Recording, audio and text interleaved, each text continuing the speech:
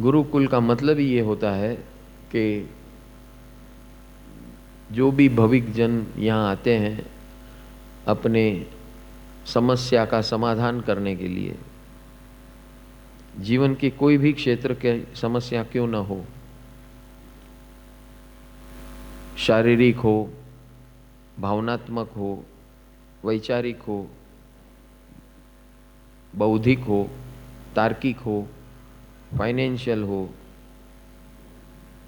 Family का हो, relationship का हो, सोशल हो, स्पिरिचुअल हो, ये सारे अलग अलग जोन है, जोनर है, सेक्टर्स है। लेकिन सदगुरु इन सभी में माहिर होते हैं, ये सारे सेक्टर्स में। और लॉ ऑफ नेचर बेस्ड सत मार्ग के आधार पर हमें मार्गदर्शन देते हैं।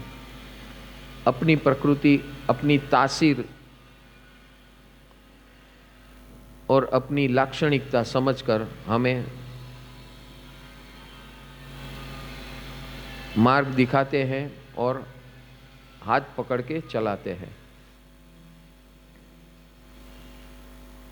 सद्गुरु तो हाथ पकड़ते हैं, लेकिन हाथ देना ये हमारी जिम्मेदारी बनती है। हम सवाल पूछते हैं, प्रश्न पूछते हैं, जवाब लेते हैं, लेकिन चलने की तैयारी लगभग 80 से 90% लोग की खुद की तैयारी, खुद पे काम करके खुद के माध्यम से सॉल्यूशन निकालने की तैयारी बहुत कम लोगों में होती है।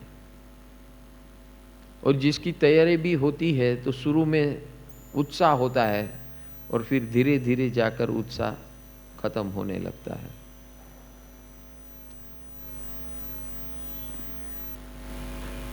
ये अक्सर पाया जाता है।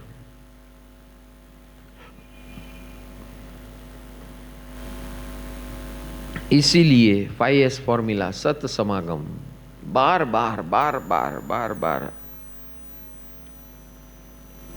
मिलने के अवसर खड़े किए जाते हैं। ये सत समागम के अंदर सत्संग के माध्यम से, स्वाध्याय के माध्यम से, सत सेवा के माध्यम से और सत साधना के माध्यम से ऐसे अपॉर्चुनिटीज, ऐसे तक,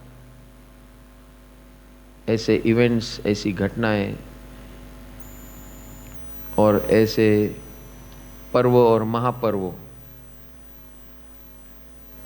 का आयोजन होते रहता है, जिसके माध्यम से हमें ऐसा अवसर मिलता है।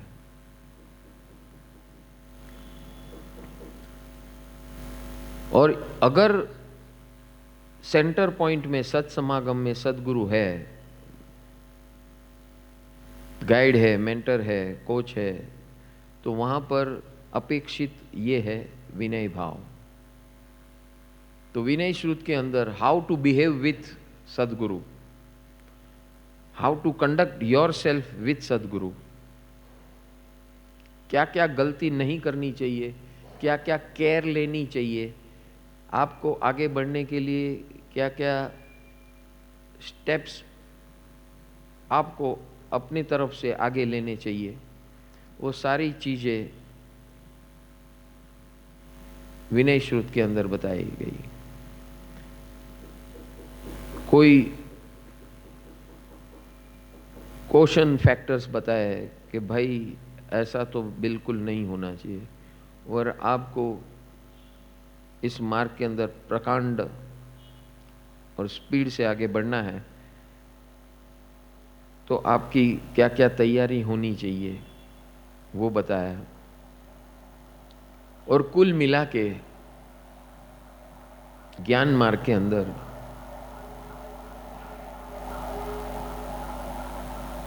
विनय का स्वरूप बताया, यानी कि रिस्पेक्ट, नमन, शरण,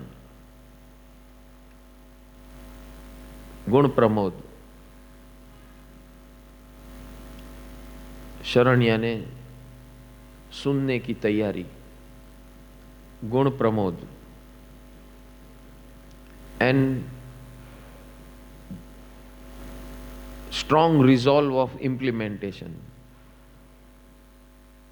Take yourself seriously and your life seriously. Problem ये होता है,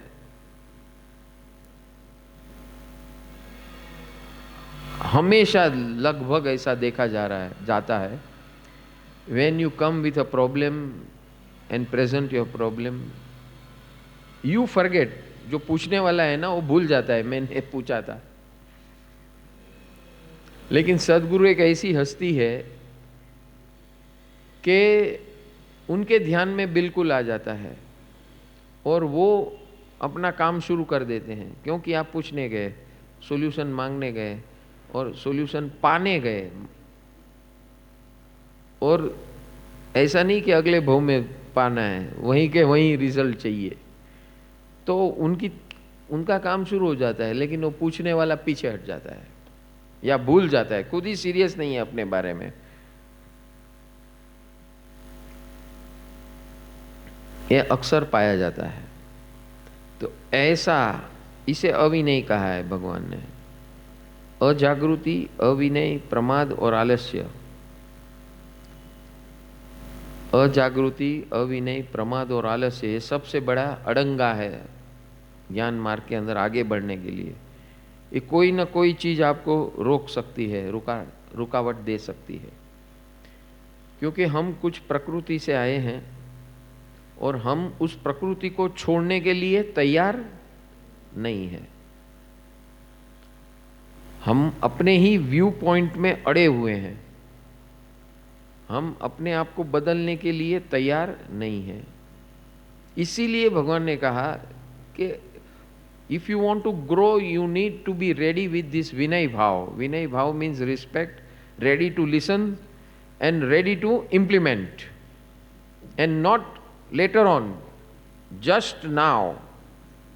ये तैयारी होनी चाहिए, इसे विनय। And honestly, with alertness, with intensity, with consistency, ये सब कुछ साथ में होना चाहिए। और अगर ये सब कुछ साथ में हो गया और हम लोग आगे बढ़ जाते हैं इस विनय गुण से, तो well done is half, well begun is half done. 50% जीत हो जाती है एक खाली विनय से। और फिर तैयारी करनी है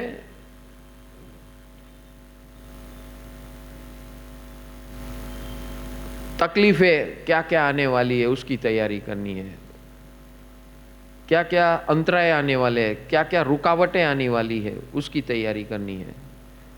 तो प्रभु हमें उसकी भी तैयारी करवा दी कि भाई ये 22 प्रकार की तकलीफें आपको आने वाली है। कभी आपका दिमाग नहीं चलता, कभी आपको जो चाहिए उसका लाभ नहीं मिलता, कभी कुदरती गर्मी, ठंडी, मच्छर, सोने का इंतज़ाम नहीं होता, खाने पीने का इंतज़ाम नहीं होता, ये बेसिक चीज़ें। और फिर आगे जाकर अलग अलग प्रकार की तकलीफ़ें भगवान ने वर्णन किया। 22 प्रकार की जनरल तकलीफ़ें जो इंसान को आती है डे टू डे लाइफ में और साधना मार्ग के अंदर, उसका विवरण किया। उसके लिए तैयार होने के लिए, सज्ज होने के लिए बताया।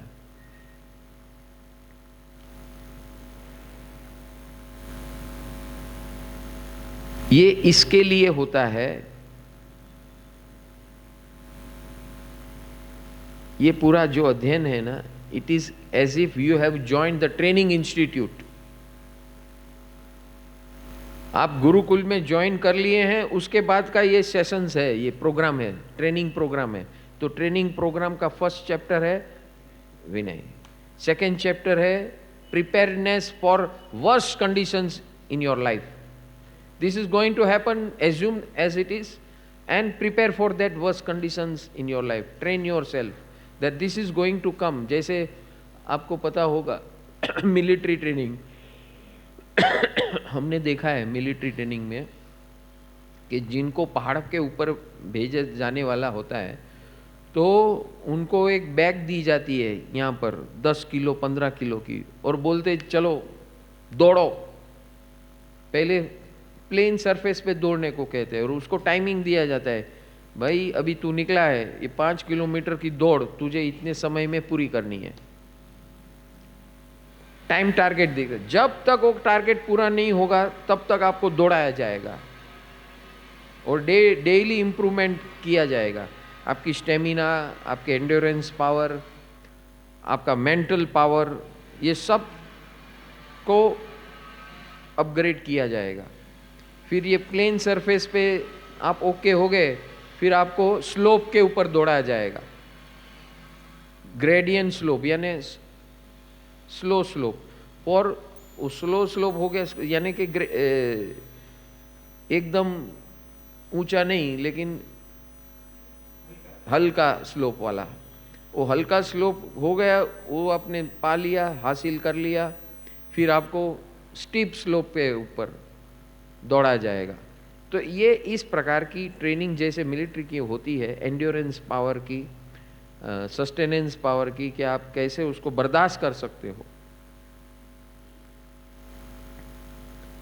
विनय समझ लिया, विनय करने लगे, उसके बाद तकाजा इसका होता है, जरा सा किसी ने कुछ बोल दिया और हम भड़क गए, हमने तुरंत रिएक्ट कर दिया। ये रिएक्ट किया, उसमें दोनों काम बिगड़ गए, एंड्योरेंस भी फेल हो गया और विनय भी फेल हो गया। बातें करना आसान है, लेकिन जब घटना घटती है तब हम कैसे रिएक्ट करते, कैसे बिहेव करते हैं, वो इंपॉर्टेंट है। अभी ये शुरू होने वाला था, ये अभी चकमक सामने हुई है? वो जया बेन ने कह दिया, मने ज उठाड़ो છો તમે, मारी जगह थी, मने ज उठाड़ो તમે लोग। अभी मैंने तो कभी देखा नहीं है उठाते हुए, और वो बहुत दिन से ऐसा है, उसकी प्रैक्टिस है, थोड़े टाइम नीचे बैठते, थोड़े टाइम कुर्सी पे बैठते, वो तो करते ही है। लेकिन जिसको बोला जाता है उसको ऐसा लगता है, अरे मेरे को बोल दिया, किसी को और को नहीं बोला। तो ये अपरिसर जय, दिस इज परिसर। कल रात को पूरा परिसर पढ़ा, सुना, लेकिन यहाँ एक झटके में हम डिस्टर्ब हो गए। हाँ नहीं, मैं तो आपसे 100 कुछ दूर रहूंगी, जाओ, अभी मैं आपके नजीक बैठूंगी नहीं। वो मन दुख हो जाता है। ये मन दुख होना जो है ना, ये परिसह है। अभी उस परिसह के ऊपर विजय पाना है। हम आए हैं इसीलिए। ये तो एग्जाम्पल्स है, सबका है, आपका अकेले का नहीं है ऐसा, सबका अलग अलग नमूना होता है। All are in same boat, लेकिन ये सामने है इसलिए मैं उदाहरण दे रहा हूं। तो जब घटना घटती है ना, तब हमारी टेस्ट होती है। बातें तो हम अच्छी कर लेते हैं, सुन भी अच्छे लेते हैं, ड्रामा भी अच्छा कर लेते हैं, सब कुछ अच्छा कर ले, लेकिन जब अपने ऊपर आती है ना, तब हम कैसे रिएक्ट करते हैं, वो इंपॉर्टेंट है। यस। फिर अविनय, दूसरे प्रकार का अविनय, कि भाई यहाँ हम लोग आए हैं, एक एक सत्र में आपको समय बता दिया गया है, आप सोते रहते हैं अपने रूम में, कोई चिंता दरकार नहीं है। Who is the loser? भगवान ने क्या कहा कल? पराक्रम करने की वृत्ति, मनुष्य जन्म मिला दुर्लभ, मिल गया। भगवान की वाणी सुनने की इच्छा होती है, आ गए। भगवान की वाणी पे पूर्ण श्रद्धा है, वो भी हो गया। अब जब लास्ट स्ट्रेच होता है ना, आदमी देखो रेस में, आप कभी भी देखना ओलंपिक्स में कि वर्ल्ड एथलीट्स कंपटीशन के अंदर, लास्ट स्ट्रेच में जो इंसान वो जोर लगा देता है ना, वो विनर हो जाता है। बस तो हम यहीं मार खाते हैं। और इस that requires ट्रेमेंडस tenacity, endurance and training power. इसी का नाम भगवान ने तप बताया। तप इसी को कहते हैं कि हमारी कुदरती आदतें हैं, हमारी जड़ता हैं, शरीर की जड़ता, मन की जड़ता, विचारों की जड़ता, अभिप्रायों की जड़ता, जजमेंट्सों की जड़ता, ओपिनियंसों की जड़ता, ये अलग अलग प्रकार की जड़ता लेकर हम आए हैं, ये संस्कार है हमारे। अभी ऐसे ऐसे पत्थर जैसे होते ही ये सारी जड़ता, एक एक जड़ता पत्थर जैसी होती है। और जब आप ऐसे पारायण में आते हैं तो सामने आ जाता है तो उसके ऊपर फटका पड़ता है तो नाराज हो जाते हैं। वो नाराज हो गए तो खत्म, तो पराक्रम नहीं हो सकता। नाराज होना ही एब्सेंस ऑफ रिस्पेक्ट, या बोले भाई हम तो ऐसे हैं, चलाना है तो चलाओ, नहीं तो हम तो ऐसा ही करेंगे, आपको जो करना है करो।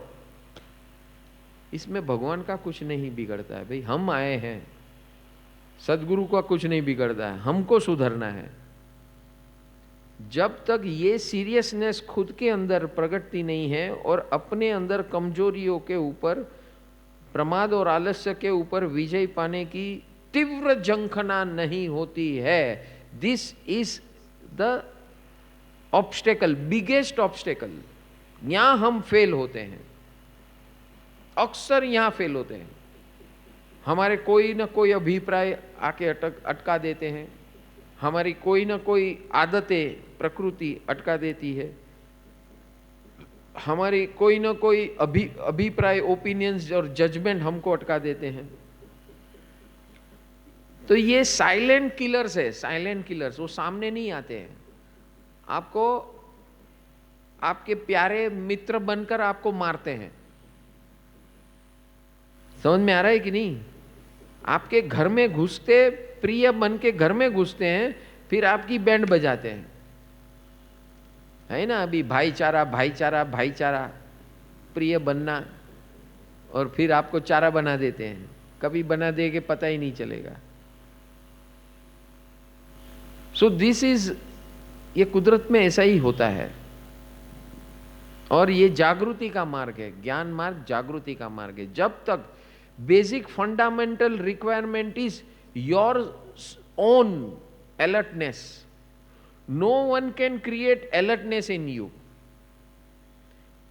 लकड़ी लेकर कोई कितने दिन खड़ा रहेगा मॉनिटर बन के? कोई परमानेंट नहीं। थोड़े टाइम आपके ऊपर एफर्ट करेगा, आप नहीं सुधरोगे तो ठीक है, चलो करो जो करना है करो। Who is the loser? क्योंकि यहां बात इस जीवन की, एक दिन की या एक घटना की नहीं है। यहां भगवान जब भी बात करते हैं, सदगुरु और भगवान, उनकी दृष्टि में present circumstances is only 20-30%, but the impact of that your present circumstances is having a long lasting impact on your भवो भव परंपरा, भवो भव परंपरा। तो कभी कभी ऐसा लगता है अरे भाई इतना इतना इतना इसको मैग्नीफाई क्यों करने की जरूरत है? इतनी कौन सी बड़ी गलती हो गई? हाँ, थोड़ा सा अभी ऐसा हो गया, थोड़ा वैसा हो गया, थोड़ा सो लिया, थोड़ा जाग लिया, थोड़ा ये कर लिया, थोड़ा वो कर लिया, उसमें क्या हो गया? अरे बहुत कुछ हुआ। इसी में हम लोग, आपको मिसाइल मालूम है? मिसाइल छोड़ते हैं, मिसाइल ऐसे करके उसका एक ट्रेजेक्टरी बोलते हैं, वो ट्रेजेक्टरी कंप्यूटर में डिजाइन होता है, तो और उसके अंदर माइक्रोचिप होती है मिसाइल के अंदर, और वो माइक्रोचिप और वहाँ से बेस स्टेशन से कनेक्ट होता है, एंगल डिसाइड होता है। तो पहले एक प्रोग्राम हो जाता है कि मिसाइल को इस स्थान में गिरना है, पर्टिकुलर स्थान, ठीक है? तो वो डिज़ाइन से उसको छोड़ा जाता है। अब छोड़ने के बाद देखा जाता है कि भाई वो जैसा चाहिए उसमें थोड़ा सा करेक्शन करना है, तो इमीडिएटली वो लैपटॉप पे खटाखट चेंजेस करते हैं उसका एंगल, तो वहाँ भी एंगल चेंज होता है। अब ये करेक्शन हुआ कि नहीं? छूटने के बाद करेक्शन हुआ कि नहीं? छूटने के पहले कुछ आइडियल था, हवा कुछ ज़्यादा आ गई या हवा कम थी, एजम्पशन कुछ किया था और वो बादल आ गए, कुछ और आ गया, कुछ पक्षी आ गए, कुछ और झाड़ आ गया बीच में, ये आ गया, कुछ भी हो सकता है। तो वो जब एक्चुअल फील्ड में, एक्चुअल लाइव में जब परिस्थिति में जाते हैं तब दिखता है, तो उसको करेक्शन करना पड़ता है। अपनी करुणा का जल तू बहाकर कर